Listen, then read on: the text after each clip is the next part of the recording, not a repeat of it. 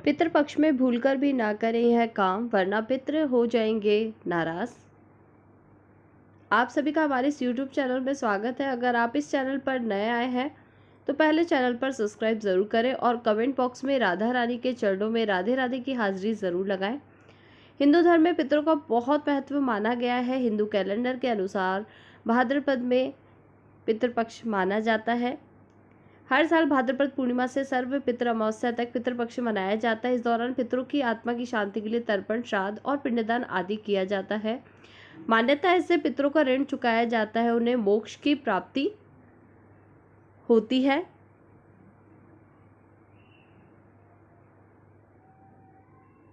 पंद्रह दिन चलने वाली पितृपक्ष के अंतिम दिन सर्व पितृ अमावस्या का सभी अमावस्या में सबसे ज्यादा महत्व होता है। पितृपक्ष की अवधि लगभग 15 दिन की होती है, जिसमें लोग अपने पूर्वजों को भोजन अर्पण आदि कर श्रद्धांजलि देते हैं। ऐसा माना जाता है कि इस समय पितृलोक से धरती लोक पर आते हैं।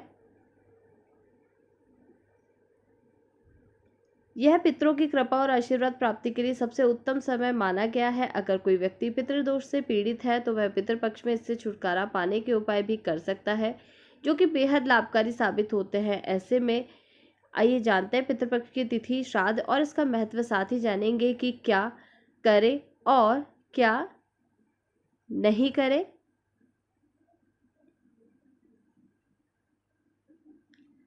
पितृपक्ष कब से शुरू हो रहा है? हिंदू कैलेंडर अनुसार पितृपक्ष भाद्रपद पूर्णिमा के होकर अश्विन माह की अमावस्या तिथि तक चलता है। ऐसे में इस बार पितृपक्ष 17 सितंबर 2024 से शुरू हो रहा है, जो 2 अक्टूबर तक चलेंगे। इस दौरान लोग अपने पितरों के निमित्त अश्विन पक्ष में तर्पण और श्राद्ध कर्म आदि करते हैं। पितृपक्ष को श्राद्ध के नाम से भी जाना जाता है। दोस्तों, हर साल पितृपक्ष की शुरुआत भाद्रपद पूर्णिमा से होती है और सर्व पितृ अमावस्या को इसका समापन हो जाता है। इस साल भाद्रपद के सर्वप्रथम अमावस्या 2 अक्टूबर 2024 के दिन बुधवार को पड़ रही है। इस दिन पितृपक्ष का समापन होगा।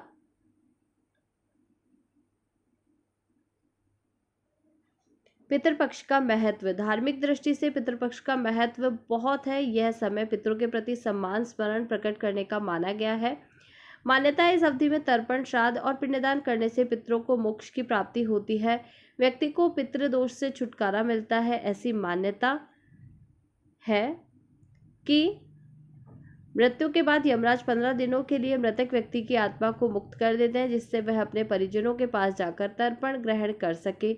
15 दिनों में परिजनों के पिंडदान और श्राद्ध से पितृ अपना भाग लेकर फिर वापस स्वर्ग लोक चले जाते हैं। पितृपक्ष में भूलकर भी ना करें यह काम। पहला, पितृपक्ष में शराब, मांसाहार, पान, बैंगन, प्याज, लहसुन, बासी भोजन, सफेद तिल, लौकी, मूली, काला नमक, सत्तू, जीरा, मसूर की दाल, सरसों का साग आदि वर्जित माना गया है। श्राद्ध में कोई इन चीज़ों का सेवन करता है तो इन चीज़ों का उपयोग करता है तो उससे पितृ नाराज हो जाते हैं। दोस्तों, दूसरा, पितृपक्ष के दौरान मांगलिक कार्य नहीं करने चाहिए, जैसे कि गृह प्रवेश, दुकान का मुहूर्त आदि तरह के मांगलिक कार्य नहीं करने चाहिए। साथ ही इस समय कोई नया सामान भी नहीं खरीदना चाहिए। तीसरा, पितृपक्ष में किसी से भी झूठ नहीं बोलना चाहिए। इसके अलावा किसी को अपशब्द नहीं कहना चाहिए। सट्टा खेलने, किसी के साथ छल कपट करना, इस तरह के कार्य नहीं करने चाहिए। ऐसा करने से पितृ नाराज हो जाते हैं। साथ ही साथ ब्रह्मचर्य का पालन भी करना चाहिए पितृपक्ष के अंदर। चौथा, पितृपक्ष में आपके दरवाजे पर यदि कोई जानवर, साधु आदि आता है तो उसका अपमान न करें। इन लोगों का अपमान करने से आपके पिता आपसे नाराज हो जाते हैं। साथ ही घर की चौखट पर यदि कोई गाय या कुत्ता या भिखारी आता है तो उनका अपमान ना करें। पांचवा, श्राद्ध करने वाले को बाल, नाखून, दाढ़ी कटवानी चाहिए। छठा, श्राद्ध के दौरान तर्पण के लिए काले तिल का प्रयोग किया जाता है। इस दौरान भूलकर भी लाल या सफ़ेद तिल का इस्तेमाल ना करें। सातवां, श्राद्ध करने के लिए लोहे के बर्तन का इस्तेमाल नहीं करना चाहिए, नए स्टील के बर्तन का प्रयोग करना चाहिए। इस दौरान आप पीतल के बर्तन में भोजन कर सकते हैं। तांबे के बर्तन में पानी पीना चाहिए। इसके लिए आप जो भोजन बना रहे हैं उसको ना तो चखना चाहिए और न ही उससे पहले खाना चाहिए दोस्तों। चलिए जानते हैं पितृपक्ष में क्या करना चाहिए। पहला, पितृपक्ष के दिनों में पितरों के लिए जो भी भोजन रखें वह भोजन बाद में गाय, कुत्ता आदि को खिला दे। हिंदू धर्म में मान्यता है इनके माध्यम से भोजन पितरों तक पहुंच ही जाता है।